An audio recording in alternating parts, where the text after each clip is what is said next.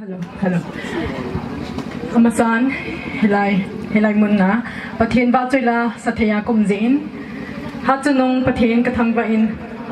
pakai gam sem tila insang.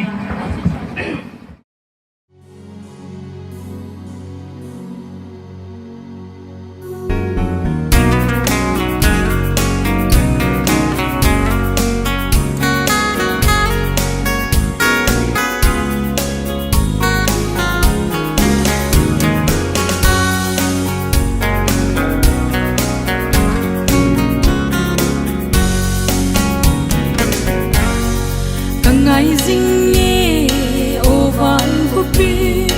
đâm na kim Giêsu ca nay phát đi thật sự tê lên na kia ngồi nấu lâu na gầm cái in nông chu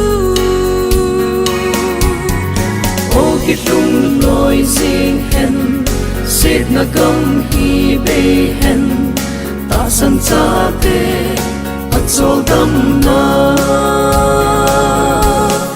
nát na lâu thì na lâu na gầm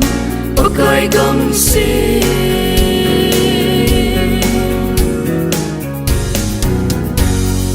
cả giọt dính lại khô dính lắm hi hay thuần pi Giêsu ca mu chi ni linh lệ khao tâm lên lang sang dòng lệ cất chi dính đinh ô kiếp lung lối riêng hen xếp na gầm hi bê hen ta sân cha tê ắt cho đâm na nát na lâu thì na lâu na gầm pakai gầm si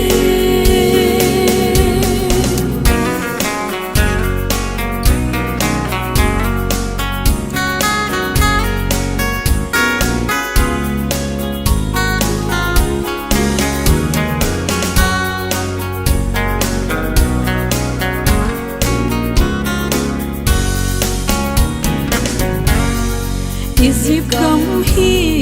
kada tha kanan gam zuna chi ka hi nung ngai lo hela malam ka no ding ding lung hello ding o ki lung noi sing hen sit na gam hi be hen ta san cha te cho đâm na nát na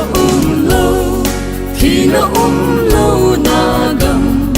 pakai gầm si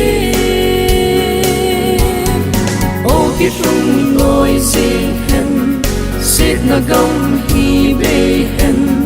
ta sân cha tê cho đâm na nát na lâu thì na lâu na gầm pakai gầm si nát na lâu thì na lâu na gầm pakai gầm si